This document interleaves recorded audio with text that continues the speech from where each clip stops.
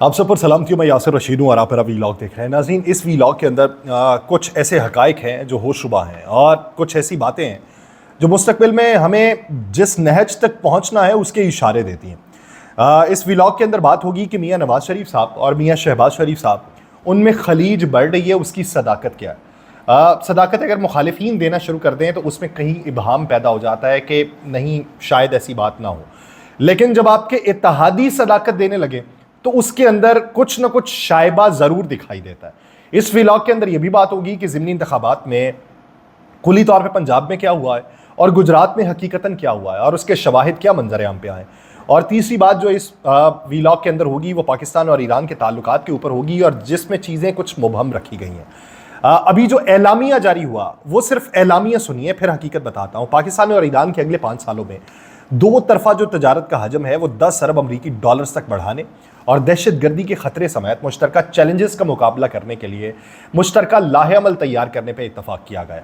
एलामिया जो जारी हुआ उसके मुताबिक दोनों ममालिक ने सिक्योरिटी, तजारत, साइंस और टेक्नोलॉजी, वेटरनरी हेल्थ, सकाफत और अदालती उमूर समेत 8 मुख्तलिफ शोबों में ताउन के फ़रोग के लिए मुआहिदों और मफाहमत की यादाश्तों के ऊपर दस्तखत किए। आपको ये मालूम होगा कि कुछ अर्सा पहले जब ये तौजी बयान की गई थी साइफर के हवाले से, तो उसमें डोनाल्ड लू जो वहाँ पर पेश हुए थे वहाँ के सेनेटर्स के सामने, तो डोनाल्ड लू से ये सवाल किया गया था पाक ईरान गैस पाइपलाइन के हवाले से।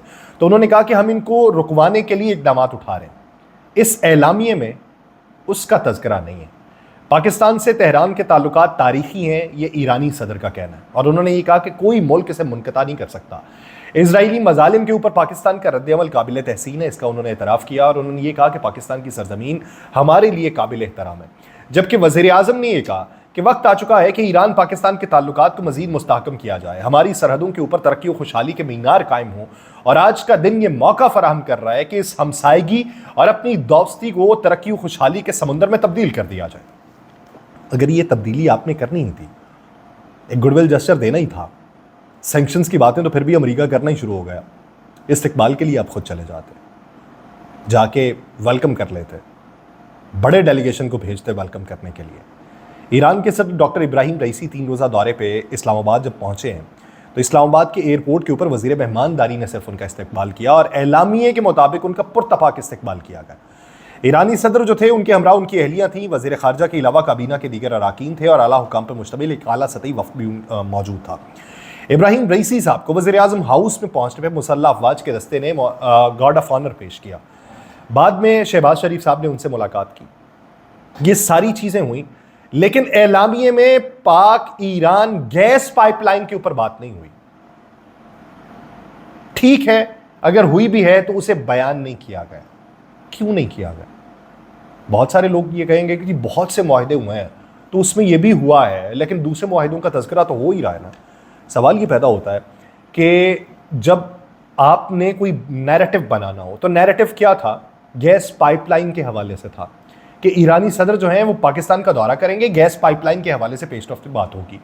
लेकिन दौरा हुआ और दौरे में एलामिये के अंदर गैस पाइपलाइन को आपने बयान करना गवारा ना किया। इसके मुज़मरात और इसके असरात आप समझते हैं कि प्रिकॉशंस के तौर के ऊपर कुछ चीज़ें लेके चलना होती हैं और प्रिकॉशनी मैयर के तौर पे शायद उसका तज़किरा नहीं किया गया होगा, लेकिन उसके बावजूद भी अमेरिका की तरफ से एक वाज़ेह पैगाम तो दे दिया गया। इब्राहिम रईसी साहब ने पाकिस्तान के अंदर ये अपनी ख्वाहिश का इजहार किया। मज़ार इकबाल पे जब वो हाज़िरी देने गए तो वहाँ पे उन्होंने इस ख्वाहिश का इजहार किया कि मेरा दिल चाहता था कि मैं अवामी इज्तिमा सजाया जाए और मैं उससे खिताब करूँ, लेकिन कुछ वजूहात की बिना पर ऐसा मुमकिन नहीं हो पाया। वो ये चाह रहे थे कि पाकिस्तान के साथ मिलके कुली तौर पे पैगाम दिया जाए और इस पे कौम को भी एतमाद में लिया जाए। कौम बुनियादी तौर पे जब कौम कौमों के साथ मिलती है, वहां पे हम आहंग होती है, तो वो ज्यादा बेनिफिशरी होता है। बसूरत दीगर आप सिर्फ आला हुकाम से मुलाकात करके चले जाएं, कौम को अगर उस पर एतमाद में ना लिया जाए तो कौम की जो बीच में इनपुट है अगर वो शामिल ना हो तो उससे नताइज कदरे मुख्तलिफ निकलते हैं। तो उन्होंने ये बात की कि मेरी ये ख्वाहिश थी कि अवामी इज्तिमा से खिताब करता। इस ख्वाहिश का इजहार उन्होंने हुकाम बाला से भी किया होगा, उन्होंने अपने हम मनसब से भी किया होगा, लेकिन उन्हें शायद ये बताया गया होगा कि ऐसा मुमकिनात में से नहीं है। अब ये ऐसा कोई भी डेलीगेशन नहीं होता कि वो वहां पे पहुंच के ये कह दे हमारा अच्छा इस्तेकबाल नहीं हुआ, वो वहां पहुंच के ये कह दे कि हमारे ताल्लुकात बस ठीक से हैं। एलामिये के तौर पे ताल्लुकात अच्छे ही बताए जाते हैं, इस्तेकबाल अच्छा किया जाता है, जो गुफ्तो शुनीद वहां पे होती है वहां पे तासुरात अच्छे रखे जाते हैं। हाँ, वापस जाने के बाद जब डेलीगेशन वापस चला जाता है वहां पे जाके इवेल्युएट किया जाता है। हरकात सकनात को भी इवेल्युएट किया जाता है कि जब बातचीत हो रही थी हरकात सकनात कैसी थी, डेलीगेशन को प्रोटोकॉल किस तरीके से दिया गया, डेलीगेशन जब पहुंचा तो उसका इस्तेकबाल किसने किया, ये सारी बातें होती हैं। हमने इसमें प्रिकॉशनरी मेजर के तौर पे कुछ चीजें इबहाम के अंदर रखी। बुनियादी तौर पे हमारा एक स्टैंस है मौजूदा हुकूमत का, वो स्टैंस ये है कि हमने IMF से फंड लेना होता है, बेशतर ममालिक के साथ हमारे ताल्लुकात हैं और हमने कई ममालिक को पैसा भी वापस करना होता है, और आलमी सतह पे जहां पे सैंक्शंस हों तो वहां पे हमें फूंक फूंक के कदम रखना है। एक आलमी मॉडल है। आलमी मॉडल ये है कि जब किसी कौम को कमजोर करना हो, किसी मुल्क को कमजोर करना हो, तो उसे कर्जे के दलदल के अंदर फंसा दिया जाए। अब जब हम कर्जे के दलदल के अंदर फंसे हुए हैं तो हम यही सोचते रहेंगे कि इसके साथ मुआहिदा कर लें और इसके साथ रहने दें। यही सोच हमें मजीद कर्जे के दलदल में फंसाएगी। जब हम दूसरों से कर्ज लेके अपनी हुकूमत चलाएंगे और किसी दूसरे के साथ कारोबार करने को तरजीह सिर्फ इस बुनियादों पे नहीं देंगे कि हमें पाबंदियों का सामना करना पड़ सकता है, तो याद रखिए कि 3 दहाइयां भी गुजर जाएंगी तो आप उस स्टेक पे नहीं आ सकते जो स्टेक दीगर ममालिक ले चुके हुए हैं, जो स्टैंस दीगर ममालिक ले चुके हैं, जो इकदाम दीगर ममालिक उठा चुके हुए हैं। आपका हमसाया मुल्क भारत ईरान के साथ तजारत करता है, आलमी सैंक्शंस हैं लेकिन उसके ऊपर कोई पाबंदी नहीं है, वो करता है, बबांगे दोहल करता है। रशिया के साथ तजारत करने में बेशुमार ममालिक ऐसे हैं जिन्हें सैंक्शंस की जद में आना पड़ता है, लेकिन बहुत सारे ममालिक करते भी हैं, वो नहीं परवाह करते, इसलिए कि वो कर्जे के दलदल में नहीं फंसना चाहते, वो दूसरों का एहसान नहीं लेना चाहते। हम ये तो कहते हैं कि हम एहसान दूसरों का नहीं लेंगे, हम अपने पांव पे खड़े होंगे। तो पांव पे खड़े किस वक्त तक हुआ जा सकता है? जब हम मजीद कर्जे की दलदल में फंसते चले जाएंगे तो कौन सा वक्त आएगा कि हम अपने पांव के ऊपर खड़ा हो सकते हैं? इसी वजह से अमेरिका की तरफ से एक वाज़ेह पैगाम आया। पाक ईरान तजारती मुआहिदों पे अमेरिका का रद्द-ए-अमल ये मंजर-ए-आम पे आया है। उन्होंने कहा तजारती मुआहिदों पे गौर करने वालों को मुमकिना खतरे से आगाह रहने का मशवरा देते हैं। उन्होंने वाज़ेह तौर पे पाकिस्तान को धमकाया है कि ईरान के साथ तजारती मुआहिदों पे पाबंदी का खतरा हो सकता है। ईरानी सदर के दौरे पाकिस्तान के ऊपर अमेरिका ने पाकिस्तान को मुमकिना पाबंदियों से खबरदार किया और ये कहा कि ईरान के साथ तजारत के ख्वाहिशमंद जो हैं वो पाबंदियों से खबरदार रहे। अब उन्होंने पाकिस्तान का नाम नहीं लिया, लेकिन ख्वाहिशमंद कौन है, कौन इस वक्त दौरा पाकिस्तान के ऊपर है, किसके साथ बातचीत हो रही है? तो तर्जुमान अमरीकी महकमा खारजा मैथ्यू मिलर ने पाक ईरान तजारती मुआहिदों के सवाल के जवाब में कहा कि अमरीका जो है वो मुमकिना पाबंदियों का जायजा नहीं ले रहा। तर्जुमान ने जब ये बात की कि अमरीका मुमकिना पाबंदियों का जायजा नहीं ले रहा, तो साथ ही साथ उन्होंने ये भी कहा कि ईरान के साथ तजारती मुआहिदों पर पाबंदियों का खतरा भी हो सकता है। तजारती मुआहिदों पर गौर करने वालों को मुमकिना पाबंदियों के खतरे से आगाह रहने का हम मशवरा देते हैं कि संभल के रहो। अगर उनके साथ तजारत करोगे तो तुम्हें फिर कर्जे नहीं मिलेंगे, उनके साथ तजारत करोगे तो फिर बरामदी मंडी जो है, जो क्लेम किया है आज अमेरिका ने कि अमेरिका पाकिस्तान की सबसे बड़ी बरामदी मंडी और उसके बड़े सरमायाकारों में से एक है, और अमेरिका 20 बरस से पाकिस्तान में एक बड़ा सरमायाकार भी है।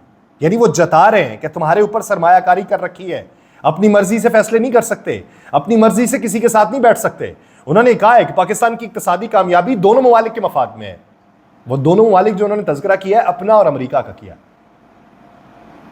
वो तज़किरा पाकिस्तान और ईरान का नहीं कर रहे। उन्होंने ये कहा है हम अपनी शराकत को जारी रखने के मुंतज़िर हैं। मुंतज़िर होने का मतलब ये है कि अगर आप ईरान के साथ करेंगे तो हमारे साथ फिर तजारत आपकी नहीं हो सकती। अब देखना ये है कि हम अमेरिका बहादुर के सामने क्या मौक़िफ़ अपनाते हैं। एक जो जेस्चर दिया गया है उस जेस्चर के बदले में ईरान हमारी हिमायत किस हद तक जारी रहेगा, पाइपलाइन के हवाले से किस हद तक बात चलेगी। अब बहुत सारे लोग ये बातें करना शुरू हो गए हैं कि ईरान से बिजली भी ली जा सकती है, तवानाई के मंसूबे जो हैं वो ईरान से कम कीमत के ऊपर लिए जा सकते हैं। गैस की अगर बात होती है तो पेट्रोल भी ईरान से दरामद किया जा सकता है। अगर पेट्रोल हम जाते हैं तो हमें आलमी मंडी के हिसाब से कम कीमत के ऊपर, यानी तकरीबन आधी कीमत के ऊपर अगर ईरान से पेट्रोल मिल जाता है, हमारी कॉस्ट उसके ऊपर कम आती है। हम वहां से पाइपलाइन को बिछा के जो अपनी रिफाइनरीज के अंदर ऑयल को लेके आ सकते हैं और यहां पे उन्हें रिफाइन कर सकते हैं। अगर हम रशिया के साथ तेल के मुआहिदे करना चाहते थे और हमारी मौजूदा हुकूमत जब पीडीएम में थी तो इनका ये कहना था कि रशिया ने तो बातचीत ही नहीं की थी। फिर बाद में ये बातें हुई कि क्या हम रशिया के तेल को पाकिस्तान के अंदर रिफाइन कर सकते हैं, तो यही बात हम ईरान के साथ भी तो कर सकते हैं। रशिया से जो दरामद करना है, उसकी कॉस्ट प्राइस के अंदर इजाफा लाना है, तो हम ईरान से तजारत करके यहां पे लाके उसे रिफाइन करके उसकी कॉस्ट प्राइस पे कमी वाक़ कर सकते हैं। लेकिन ये तरजीहात है, तरजीहात बहुत सी हुकूमतों की मुख्तलिफ रहती हैं। हम ये दुआ गो हैं कि हुकूमत पाकिस्तान के मफाद में इकदाम उठाए और वो इकदाम जिसमें अवाम को भी लूप में लिया जाए। अब बात करते हैं ज़िमनी इलेक्शन के हवाले से। ज़िमनी इलेक्शन में गुजरात का एक गांव है पीरोशाह, वहां पे ज़िमनी इंतखाबात में काफली के जो उम्मीदवार थे मूसा इलाही साहब, उनके मुकाबले में परवेज़ इलाही साहब थे। अब कुछ तस्वीर मंजर आम पे आती हैं, फिर वीडियो मंजर आम पे आती है, खातून है वो वीडियो बनाती है और वो जो ठप्पे लगा रहे हैं वहाँ पे, वो उन्हें कहती हैं कि तुम्हारी माँ ने ये तरबियत की है तुम्हारी। फिर वो दूसरे कमरे में जाती हैं, वहाँ पे भी जाके वो यही जुमले अदा करती हैं। अब उस वीडियो में ये भी दिखाई देता है कि पुलिस एहलकार वहाँ पर मौजूद हैं, पुलिस एहलकार जो मौजूद है उनके साथ लेडी कांस्टेबल्स भी मौजूद हैं, लेकिन कोई बात नहीं उठाता, कोई वहाँ पे हल्ला गुल्ला नहीं उठाता और कोई वहाँ पे किसी को रोकने की कोशिश नहीं करता। इस तरीके से इलेक्शन हुआ। तो इसके नताइज में कादिर मंदोखेल साहब जो पाकिस्तान पीपल्स पार्टी के रहनुमा हैं, वो कहते हैं नवाज शरीफ आइंदा चंद महीनों में शहबाज हुकूमत को मजबूर कर देंगे कि वो वफाकी हुकूमत छोड़ दे। नवाज शरीफ को उनके दोस्त कहते हैं कि नवाज शरीफ के साथ धोखा हुआ है, उनके रास्ते जुदा हो गए। अब कादिर खान मंदोखेल साहब ये क्लेम करते हैं कि जो शेख रशीद नून से शीन की बात करते थे वो ठीक लग रहा है। अब ये अगर बात पाकिस्तान तहरीक इंसाफ का रहनुमा करे, मजलिस वहदतुल मुस्लिमीन का रहनुमा करे, जमीयत उलमा इस्लाम पे करे, या सुन्नी इत्तेहाद काउंसिल करे, या जमात इस्लामी करे, या ग्रैंड डेमोक्रेटिक अलायंस करे, तो तब मानने में आती है कि ठीक है मुखालिफ है, मुखालिफ कोई भी बयानियाँ धर सकते हैं।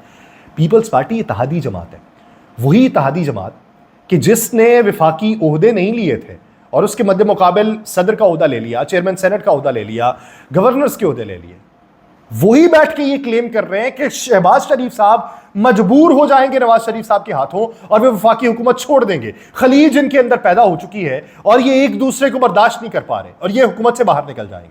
अगर ये हुकूमत से बाहर निकले तो फिर वज़ीर आज़म कौन होगा, ये एक सवाल है।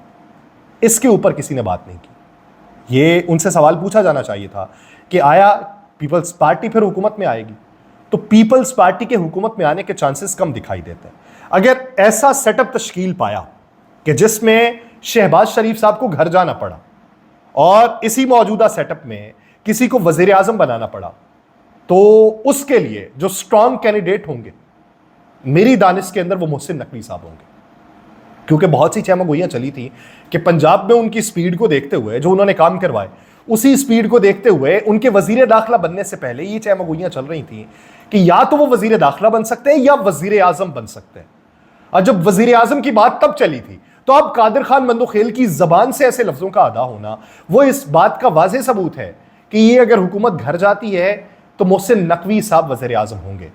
क्योंकि पाकिस्तान मुस्लिम लीग नून तब भी क्लेम करती थी कि इन्हें पाकिस्तान पीपल्स पार्टी की हिमायत हासिल है और अब भी पाकिस्तान पीपल्स पार्टी की वोटों से मोहसिन नकवी साहब सेनेटर बने और वही अगले स्ट्रॉन्ग कैंडिडेट दिखाई देते हैं। फिर वापस आता हूँ ज़िमनी इलेक्शन के हवाले से।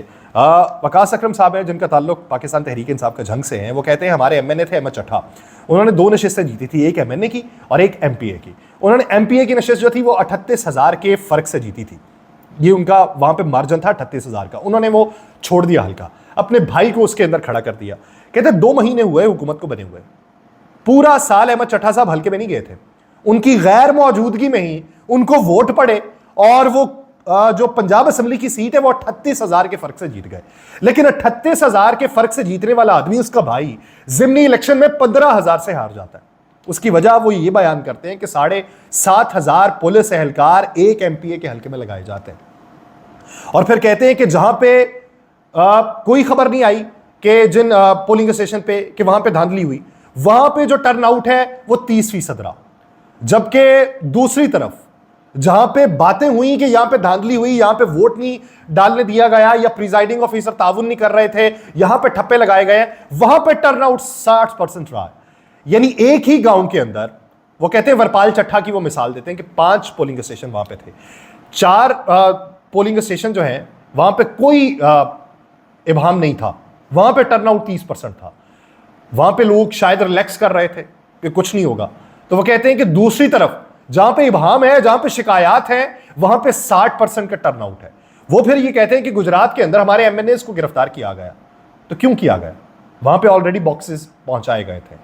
बहुत सारे लोग, बहुत सारी खबरें मंजर आम पे आती हैं, वो कहते हैं कि जी सुबह ही पहुंचा के चले गए। वीडियोस मंजर आम पे मुख्तलिफ टेलीविजन चैनल्स पे वो नशर भी हुई हैं, जिसमें प्रिजाइडिंग ऑफिसर जो वहां पे मौजूद है उन्होंने कहा जी कि सुबह से ये बॉक्स यहाँ पे पड़े हुए हैं और सील बंद है, यानी पोलिंग होने से पहले ही वो सील बंद पड़े हुए हैं।